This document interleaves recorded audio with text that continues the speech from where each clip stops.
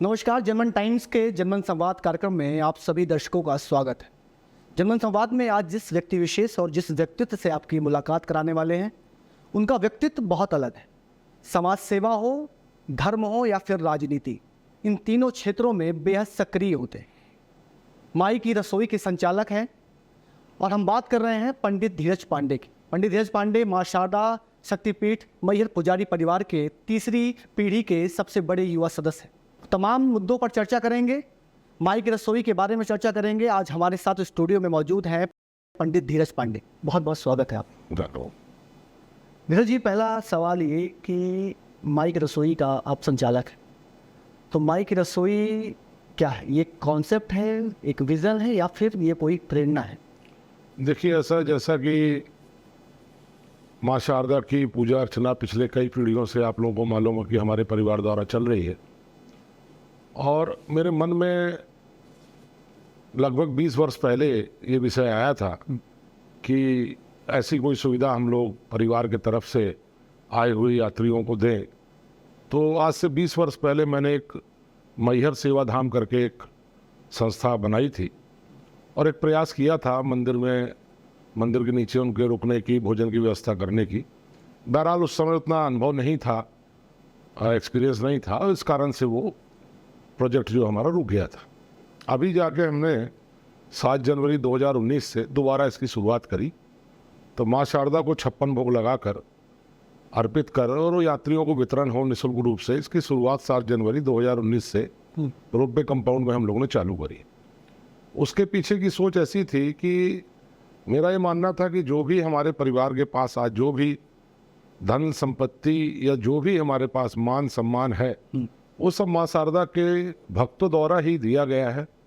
तो तेरा तुझको अर्पण क्या लागे मोरा, ऐसा सोच के, और मुझे लगता था कि भक्तों ने हमको कहाँ से कहाँ तक पहुँचाया माँ की कृपा से, तो हम भी भक्तों के लिए आगे बढ़ के कुछ करें। और आज जो स्थिति हमारे पूरे देश की धर्म स्थलों की है, तो मैं जैसे कहीं बाहर जाता था तो मेरी आदत थी कि मैं गुरुद्वारे भी गया हूँ, चर्च भी गया हूँ, हर जगह हर धर्म को सम्मान करते हुए मैं जाता था। तो गुरुद्वाराओं में हमने कई सारे गुरुद्वारा विजिट किए दर्शन के लिए, वहाँ पर मैंने सुविधा देखी तो मुझे लगा कि हमारे मंदिरों में भी ऐसी सुविधा हो।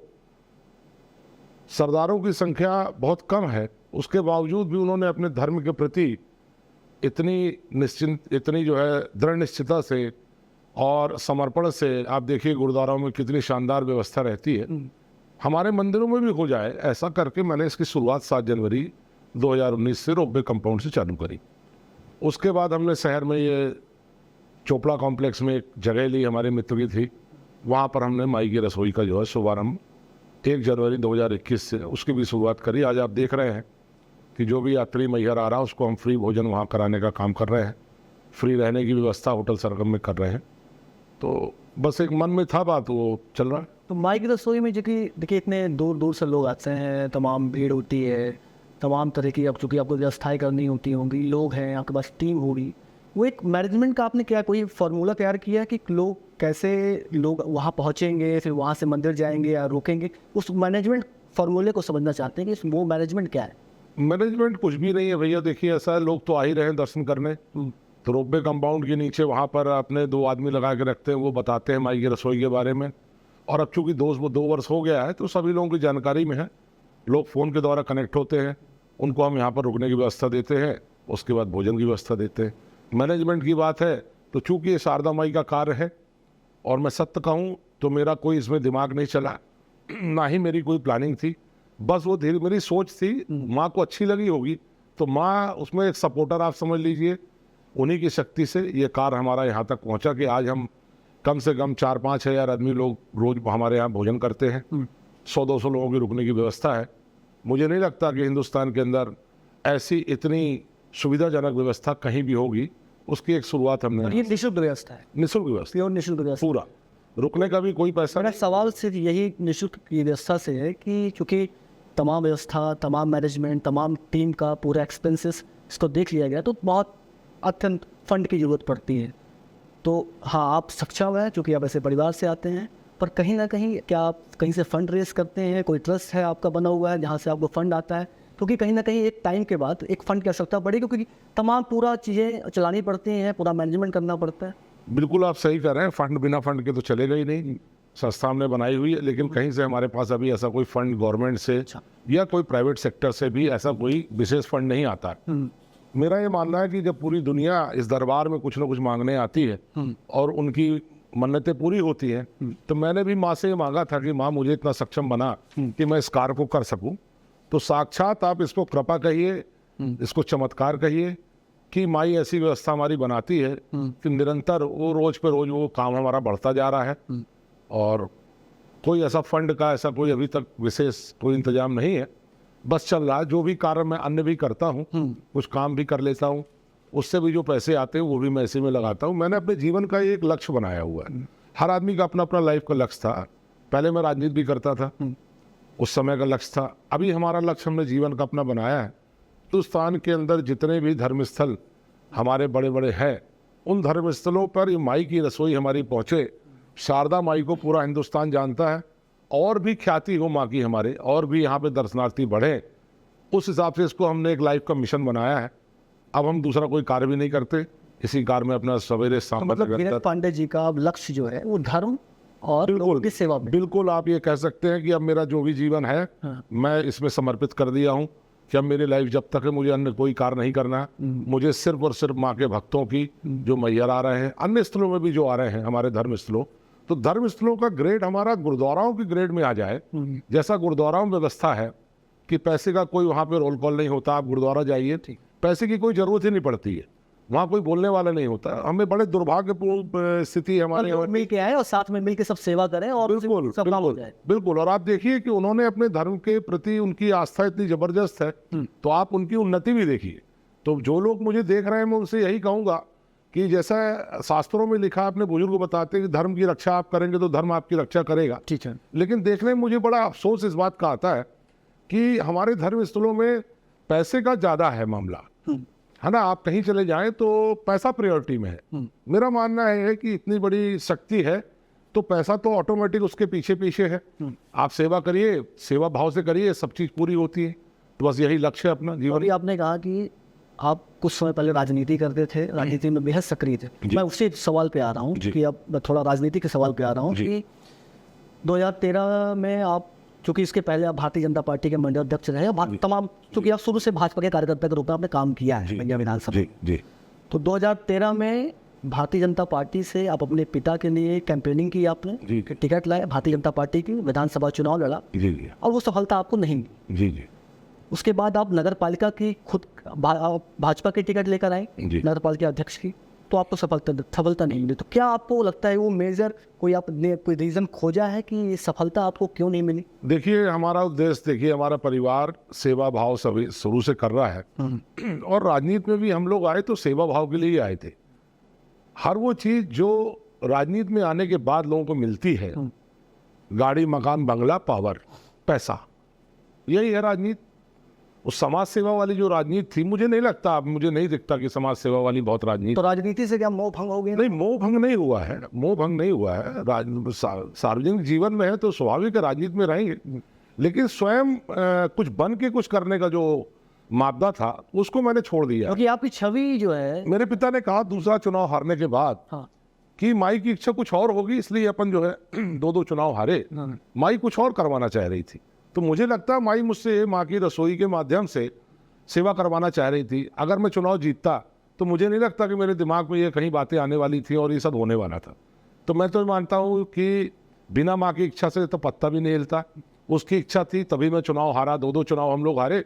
उसके बाद चूंकि ये काम होना था इसलिए मैं चुनाव हारा, और कोई विषय नहीं था।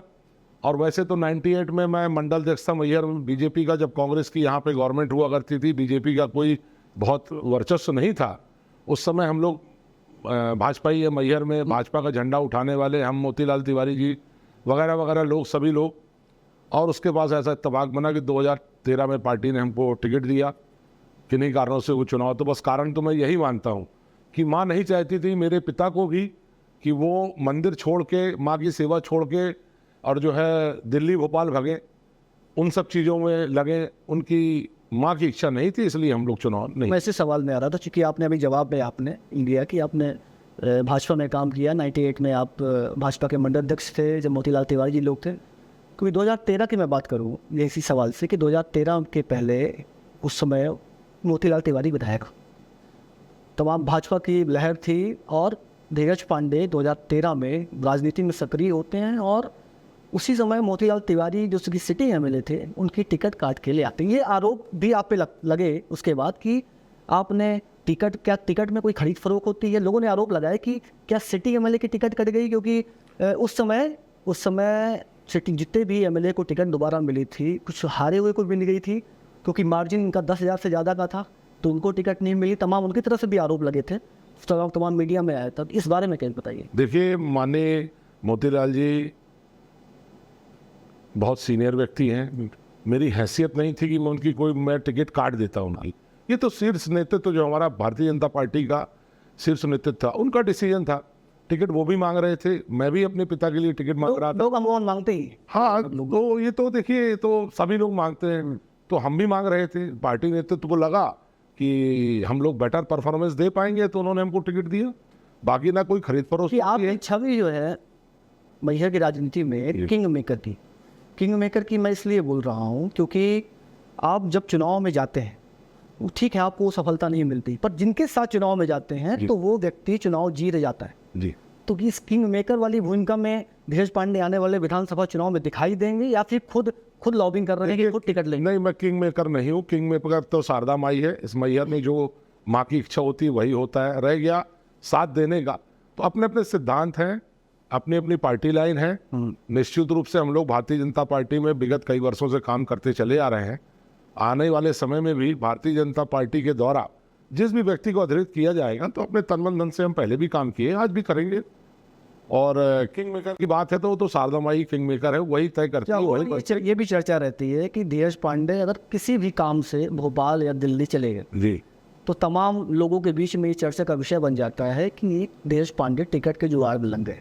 तो टिकट के जुगाड़ में वो चले जाते हैं बीच में लोग? नहीं, मैं कोई टिकट के जुगाड़ में नहीं जाता हूँ। मेरे पर्सनल अपने काम भी होते हैं। जिंदगी हमारे, बच्चा भी पढ़ता था हमारा, भोपाल में ही था, तो उस कारण जाना पड़ता था। अभी वो दिल्ली यूनिवर्सिटी में पढ़ रहा है, सेकेंड ईयर में, उस कारण दिल्ली जाना पड़ता है। तो सिर्फ टिकट के लिए दौड़ रहा हूँ ऐसा नहीं है। और मैं आपको बहुत स्पष्ट आपके चैनल के माध्यम से बता रहा हूँ कि मेरी जरा सी भी किंचित मात्र भी इच्छा किसी पद को लेने की नहीं। जब मैं दूसरा चुनाव नगर पालिका का हारा तो वाकई मैं बड़ा दुखी था और मैंने अपने पिता से पूछा कि आप जमाने को आशीर्वाद देते हो, लोग क्या से क्या हो गए, और आप मेरे को आशीर्वाद नहीं दे पाए, मैं चुनाव नहीं जीता। तो उन्होंने कहा नहीं भाई, कुछ और माई तय करके बैठी होगी।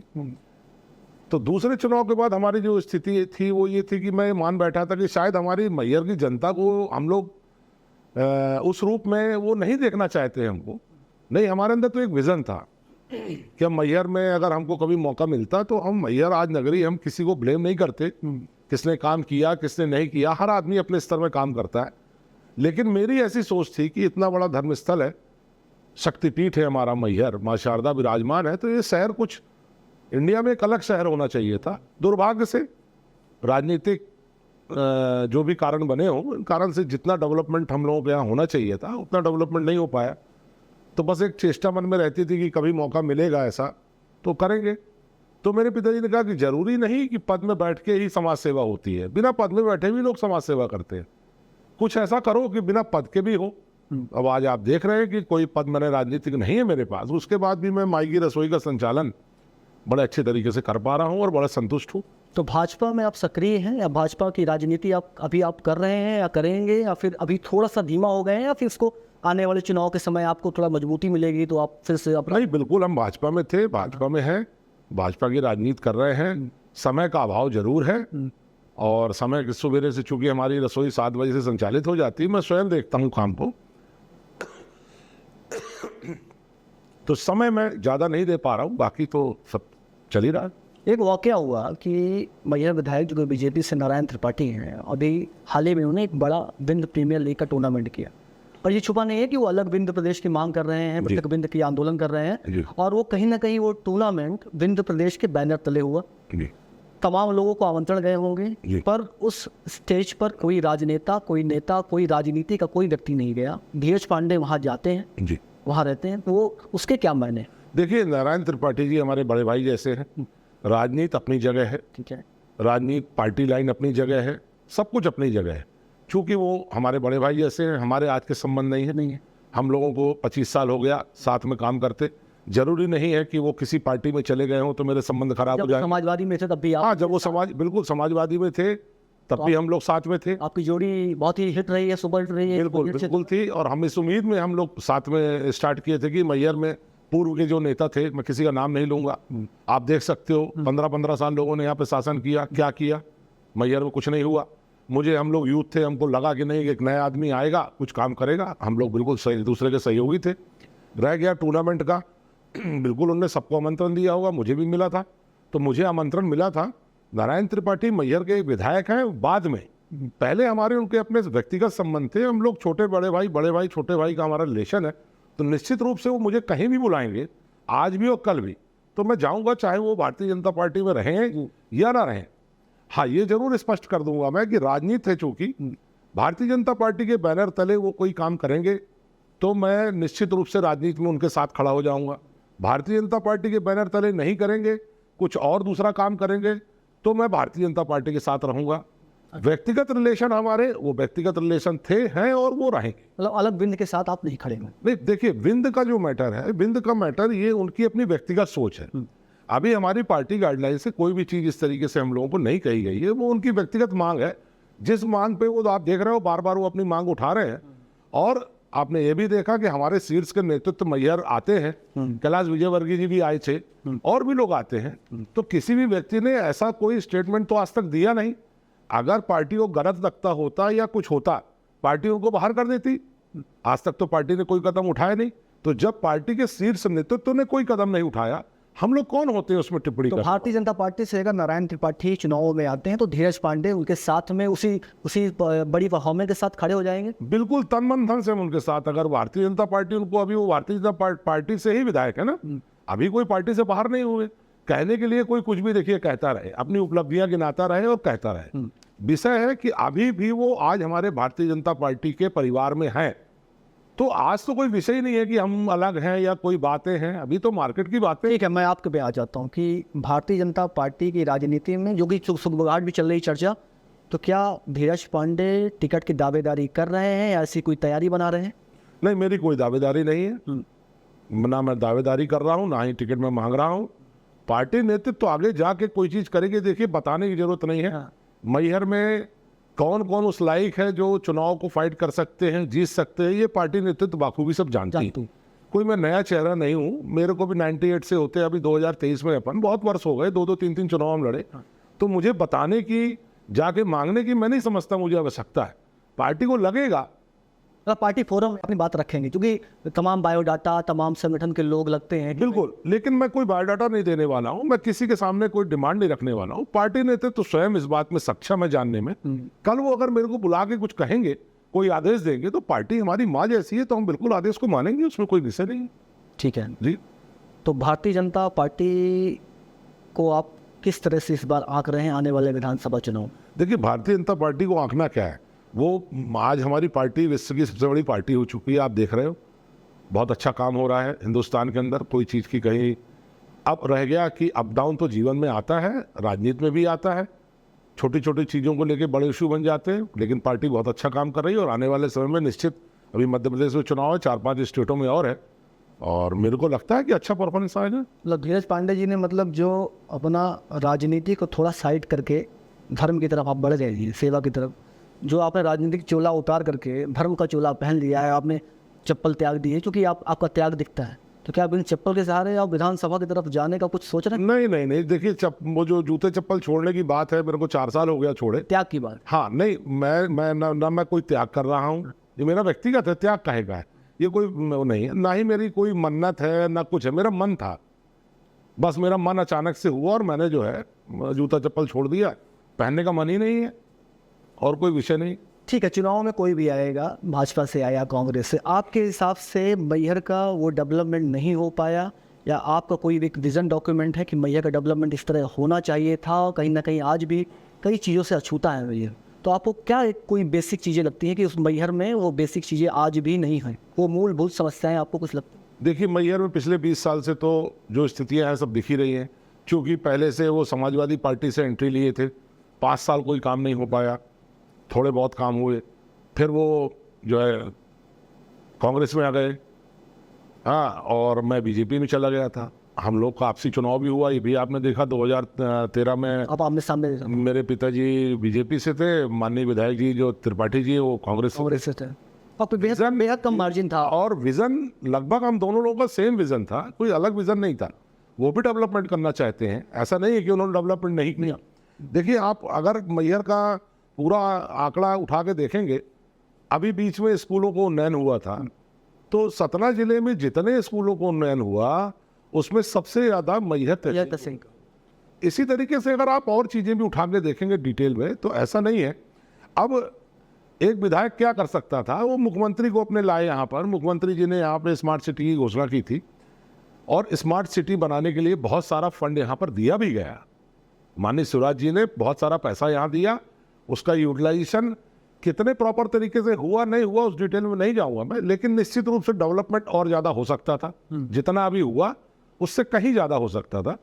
ये मान लीजिए हम लीडर्स की कमी मान लें कि अच्छे से देख रेख नहीं हुई, नीचे स्तर में उसको अच्छे से इम्प्लीमेंट नहीं किया गया, तो इसलिए थोड़ा है, बाकी तो ठीक ही है। क्योंकि आप मंदिर से संपर्क रखते हैं, सतत संपर्क में रहते हैं, तो मंदिर से कुछ संबंधित ऐसी कोई मूलभूत समस्या है कि वो चीज़ नहीं हुई है आज तक मंदिर के आसपास के लिए?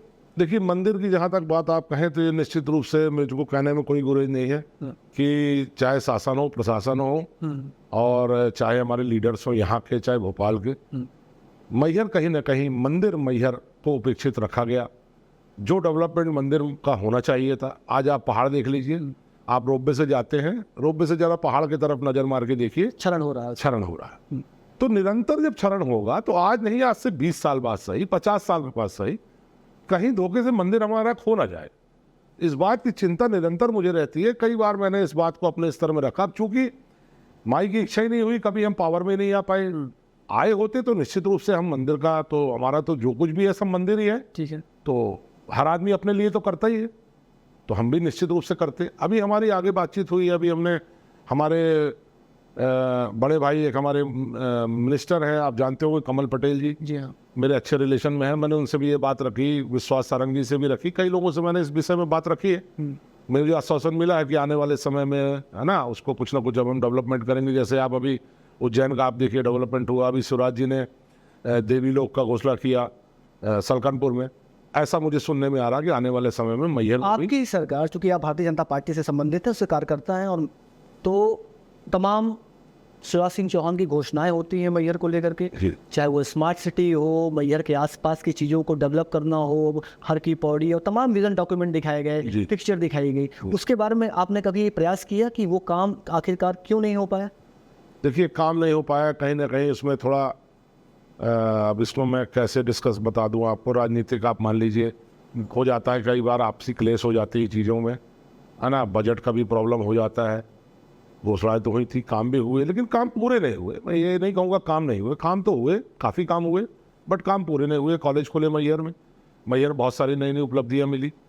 हॉस्पिटल देख लीजिए, पहले का हॉस्पिटल और अभी का हॉस्पिटल देखिए, तो फर्क तो है, उतना नहीं है। अब उसका क्या कारण बोलूँ, देखिए बड़े लोगों की बात है, हम लोग छोटे कार्यकर्ता, हम लोग कोई बहुत बड़े। चलिए है, मैं सीधे अब फिर से एक बार आपके माई की रसोई के कॉन्सेप्ट में आ जाता हूँ। आपको जो प्रेरणा मिली, आपने माई का रसोई का संचालन कर रहे हैं, मैं ये जानना चाहता हूँ कि माई की रसोई का आपने कोई एक्सपेंशन प्लान बनाया है कि माई की रसोई चूँकि मैहर में संचालित है, इसको और धार्मिक स्थलों से भी जोड़ने का प्रयास कर रहे हैं? बिल्कुल, हमारा एक्सपेंशन का प्रोग्राम चालू है। अभी हम इसको माई की रसोई विंध्याचल, प्रयागराज, वाराणसी, अयोध्या, है ना, बद्रीनाथ, केदारनाथ, उज्जैन, यहाँ ले जाने का हमारा प्रोग्राम है। उसकी बातचीत चालू है हर जगह, लगभग हमारी जगह सेलेक्ट हो गई है, मानिए 2-4 महीने में स्टार्ट होना चालू हो जाएगा। तो ऐसे 10-12 जगह हम इसको ले जाना चाह रहे हैं, फिर बाकी माई की इच्छा। और एक आखिरी सवाल मेरा ये कि धीरज पांडे क्या चुनाव में आएंगे? क्योंकि मैहर के लोग कहीं ना कहीं ये सोच रहे हैं कि धीरज पांडे चुनाव लड़ सकते हैं, और लड़ेंगे तो किस पार्टी से? क्या भारतीय जनता पार्टी से आप लड़ेंगे? नहीं, मेरा तो बता दिया आपसे तय है कि मैं भाजपा में ही हूँ, कहीं बाहर नहीं हूँ। ठीक है। और लोग हैं, तरह तरह की बात करते हैं, किसी का आना जाना, हर आदमी जरूरी नहीं कि पूरा समय दे पाए। समय कम दे पा रहा हूँ, इसमें कोई विषय नहीं है, लेकिन निश्चित रूप से पार्टी के साथ है। पार्टी नेतृत्व कल हमारा बुला के हमको कोई बात कहेगा, कोई जवाबदारी देगा तो निश्चित रूप से हम आगे आएंगे। नहीं देगा, जो काम कहेगा जिसको पार्टी ऑथराइज करेगी, मतलब आप चुनाव के प्रचार प्रसार में भी दिखेंगे अगर आप टिकट नहीं आप बिल्कुल दिखेंगे। पार्टी जिसको भी पार्टी सिंबल अलॉट करेगी वो ही हमारे लिए सब कुछ रहेगा, इसमें कोई दूसरा विषय नहीं है। ठीक है, चलते चलते धीरज जी, कोई जनता के लिए कोई ऐसा संदेश है आपका? जो भी मुझे देख रहे हैं उनके लिए एक ही संदेश है कि जीवन में मुझसे कभी कोई भी गलती हो गई हो उसके लिए मुझे क्षमा करेंगे। जाने अनजाने में किसी का दिल दुख गया हो, कोई मुझसे गलती हुई हो, उसके लिए क्षमा करेंगे। और किसी का कोई कार्य रह गया हो जो मैं भूल गया हूं तो निश्चित रूप से मुझे याद करके और अपना काम करा ले। जय माई की।